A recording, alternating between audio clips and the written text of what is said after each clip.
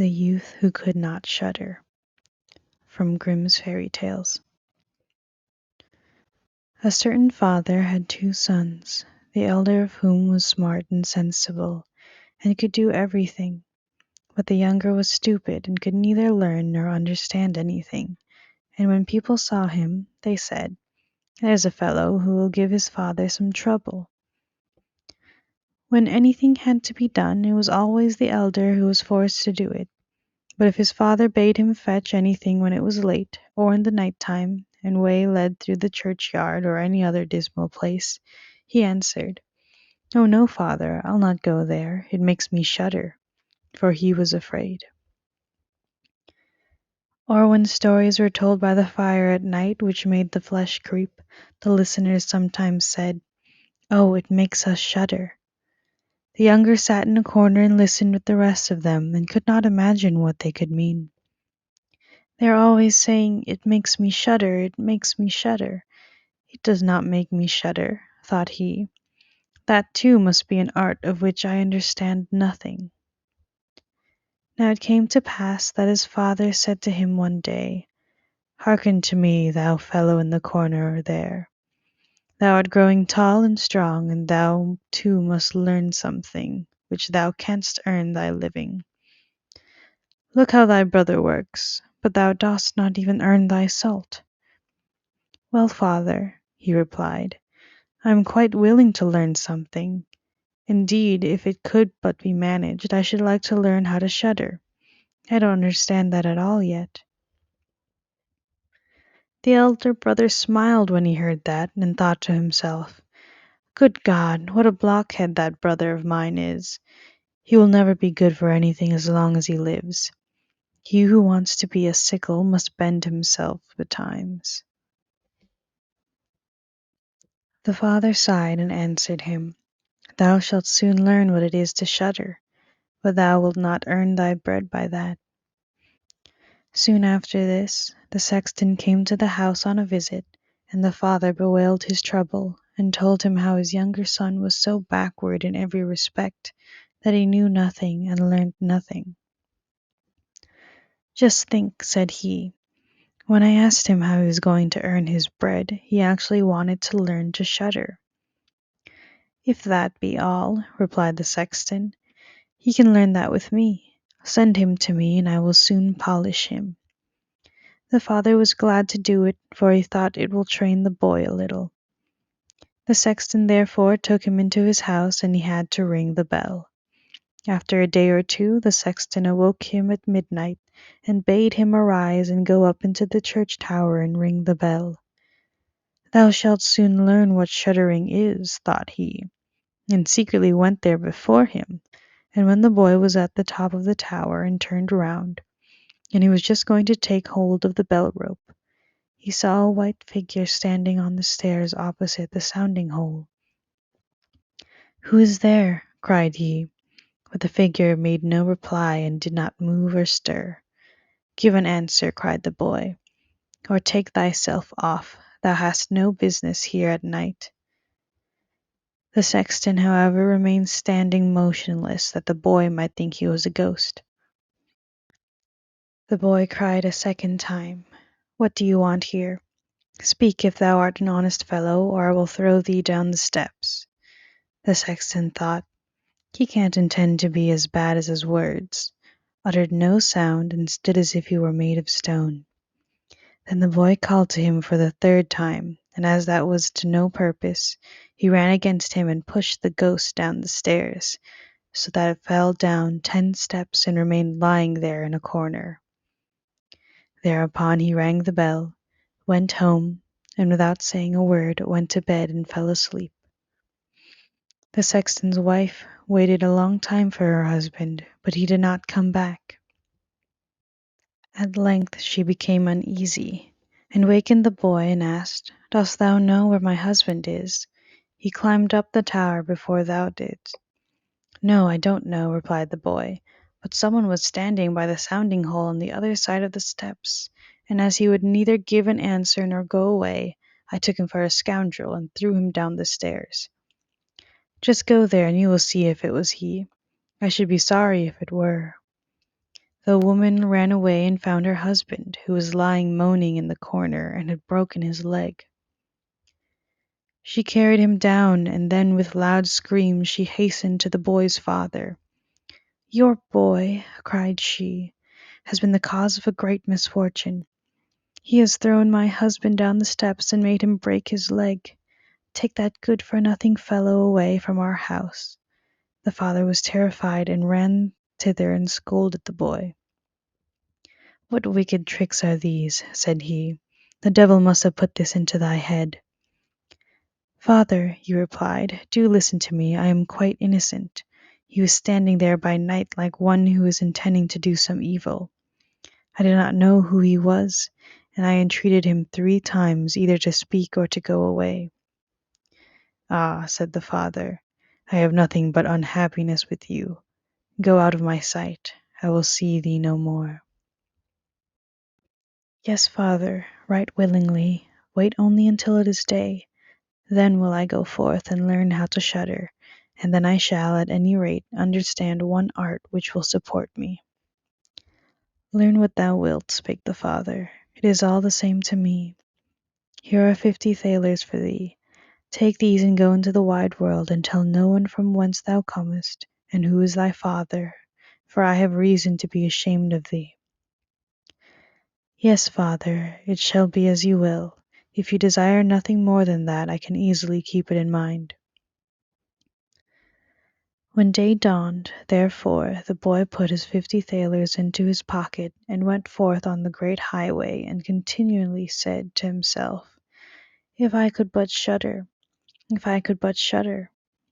Then a man approached who heard this conversation which the youth was holding with himself, and when they had walked a little further to where they could see the gallows, the man said to him, "Look, there is the tree where 7 men had married the rope-maker's daughter, and are now learning how to fly.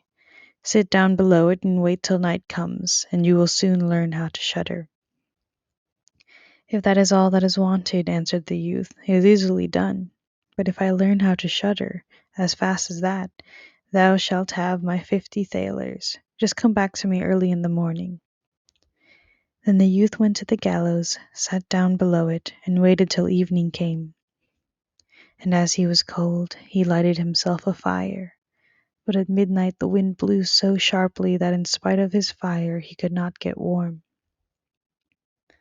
And as the wind knocked the hanged men against each other, and they moved backwards and forwards, he thought to himself, "Thou shiverest below by the fire, but how those up above must freeze and suffer."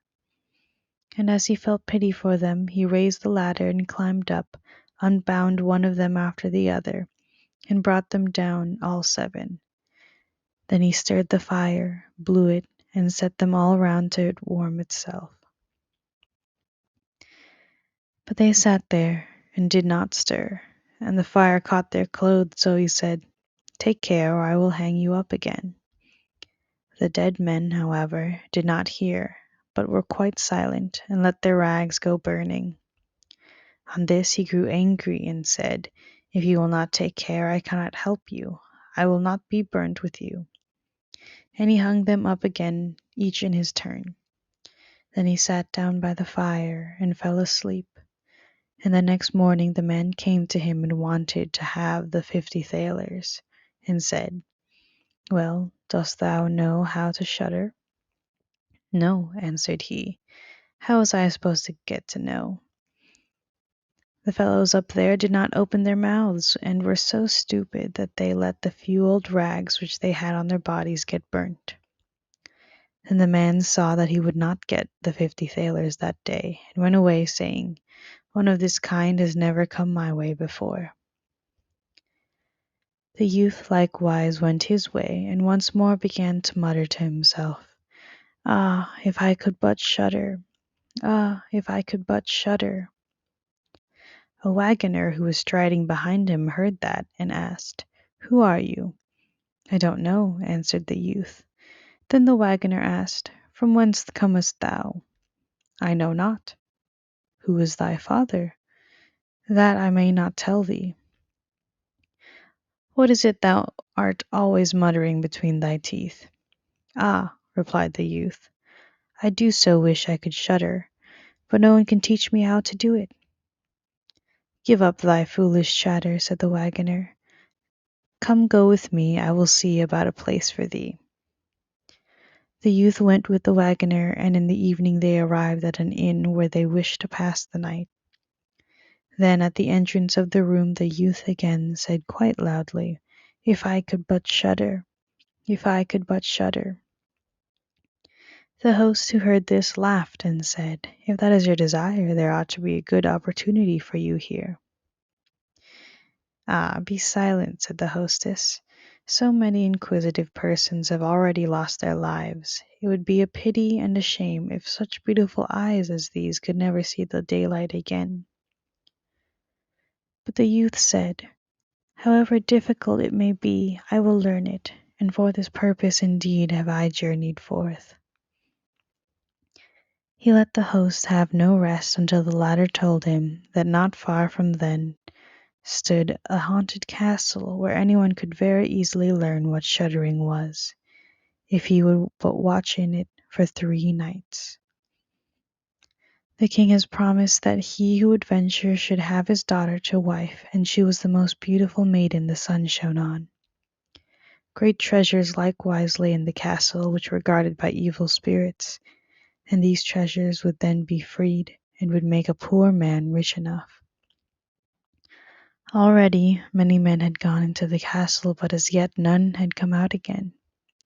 Then the youth went next morning to the king and said if he were allowed he would watch 3 nights in the haunted castle. The king looked at him, and as the youth pleased him, he said, "Thou mayst ask for 3 things to take into the castle with thee, but they must be things without life." Then he answered, "Then I ask for a fire, a turning lathe, and a cutting board with the knife." The king had these things carried into the castle for him during the day. The night was drawing near. The youth went up and made himself a bright fire in one of the rooms, placed the cutting board and knife beside it, and seated himself by the turning lathe. "Ah, if I could but shudder," said he, "but I shall not learn it here either." Towards midnight he was about to poke his fire, and as he was blowing it, something cried suddenly from one corner, "Oh, Mao, how cold we are!" "You simpletons," cried he, "what are you crying about? If you are cold, come and take a seat by the fire and warm yourselves." And as when he said that, 2 great black cats came with one tremendous leap and sat down on each side of him, and looked savagely at him with their fiery eyes. After a short time, when they had warmed themselves, they said, "Comrade, shall we have a game at cards?" "Why not?" he replied, "but just show me your paws." Then they stretched out their claws. "Oh," said he, "what long nails you have! Wait, I must cut them for you." Thereupon he seized them by the throats, put them on the cutting board, and screwed their feet fast. "I have looked at your fingers," said he, "and my fancy for card playing is gone." And he struck them dead and threw them out into the water. But when he had made away with these 2, and was about to sit down again by the fire, out from every hole and corner came black cats and black dogs with red-hot chains, and more of them came until he could no longer stir. They yelled horribly and got on his fire, pulled it to pieces, and tried to put it out. He watched them for a while quietly, but at last when they were going too far, he seized his cutting knife and cried, "Away with ye, vermin," and began to cut them down. Part of them ran away, the others he killed and threw out into the fish pond. When he came back he fanned the embers of his fire again and warmed himself, and as he thus sat, his eyes would keep open no longer, and he felt a desire to sleep. Then he looked round and saw a great bed in the corner. "That is the very thing for me," said he, and got into it. When he was just going to shut his eyes, however, the bed began to move of its own accord, and went over the whole of the castle. "That's right," he said, "but go faster." Then the bed rolled on as if 6 horses were harnessed to it, up and down over thresholds and steps, but suddenly hop, hop, it turned over upside down and lay on him like a mountain. But he threw quilts and pillows up in the air, got out and said, "Now anyone who likes may drive," and lay down by his fire and slept till it was day. In the morning the king came, and when he saw him lying on the ground, he thought the evil spirits had killed him and he was dead. Then said he, "After all, it is a pity. He is a handsome man." The youth heard it, got up, and said, "It has not come to that yet." Then the king was astonished, but very glad, and asked how he had fared. "Very well indeed," answered he. "One night is past, the other two will get over likewise."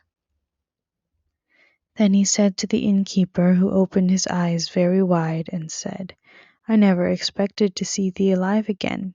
Hast thou learned how to shudder yet?" "No," said he, "it is all in vain. If someone would but tell me."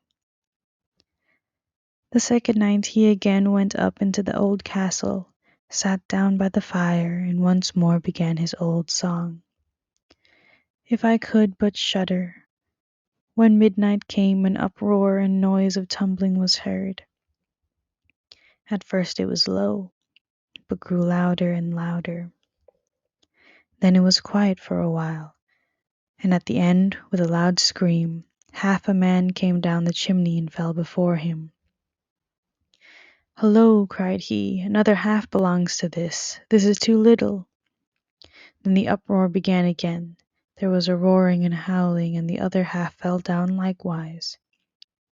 "Wait," said he, "I will just blow up a fire a little for thee." When he had done that and looked round again, the two pieces were joined together, and a frightful man was sitting in his place. "That is no part of our bargain," said the youth. "The bench is mine." The man wanted to push him away. The youth, however, would not allow that, but thrust him off with all of his strength and seated him again in his own place. Then still more men fell down, one after the other. They brought 9 dead men's legs and 2 skulls, and set them up and played at 9 pins with them. The youth also wanted to play, and said, "Hark you, can I join you?" "Yes, if thou hast any money." "Money enough," replied he, "but your balls are not quite round." Then he took the skulls and put them in the lathe and turned them till they were round. "There, now they will roll better," said he. "Hurrah! Now it goes merrily." He played with them and lost some of his money, but when it struck 12, everything vanished from his sight. He lay down and quietly fell asleep. Next morning the king came to inquire after him. "How has it fared you this time?" asked he. "I have been playing at 9 pins," he answered, "and have lost a couple of farthings." "Hast thou not shuddered then?" "What?" said he. "I have made merry. If I did but know what it was to shudder." The third night he sat down again on his bench and said quite sadly, "If I could but shudder." When it grew late, 6 tall men came in and brought a coffin. Then said he, "Ha! That is certainly my little cousin who died only a few days ago." And he beckoned with his finger and cried, "Come, little cousin, come." They placed the coffin on the ground, but he went to it and took the lid off, and a dead man lay therein. He felt his face, but it was cold as ice. "Stop," said he, "I will warm thee a little," and went to the fire and warmed his hand and laid it on the dead man's face, but he remained cold. Then he took him out and sat him down by the fire and laid him on his breast and rubbed his arms that the blood might circulate again. As this also did no good, he thought to himself, "When 2 people lie in bed together, they warm each other," and carried him to the bed, covered him over and lay down by him. After a short time the dead man became warm too, and began to move. Then the youth said, "See, little cousin, have I not warmed thee?" The dead man, however, got up and cried, "Now will I strangle thee." "What," said he, "is that the way thou thinkest me? Thou shalt at once go into thy coffin again." And he took him up, threw him into it, and shut the lid. Then came the 6 men and carried him away again. "I cannot manage to shudder," said he. "I shall never learn it here as long as I live." Then a man entered, who was taller than all others and looked terrible. He was old, however, and had a long white beard. "Thou wretch," cried he, "thou shalt soon learn what it is to shudder, for thou shalt die." "Not so fast," replied the youth. "If I am to die, I shall have to have a say in it." "I will soon seize thee," said the fiend. "Softly, softly, do not talk so big. I am as strong as thou art, and perhaps even stronger." "We shall see," said the old man. "If thou art stronger, I will let thee go. Come, we will try." Then he led him by dark passages to a smith's forge, took an axe, and with one blow struck an anvil into the ground. "I can do better than that," said the youth, and went to the other anvil. The old man placed himself near and wanted to look on, and his white beard hung down. Then the youth seized the axe, split the anvil with one blow, and struck the old man's beard in with it. "Now I have thee," said the youth. "Now it is thou who will have to die." Then he seized an iron bar and beat the old man till he moaned and entreated him to stop, and he would give him great riches. The youth drew out the axe and let him go. The old man led him back into the castle, and in a cellar showed him 3 chests full of gold. "Of these," said he, "one part is for the poor, the other for the king, the third is thine." In the meantime it struck 12, and the spirit disappeared. The youth, therefore, was left in darkness.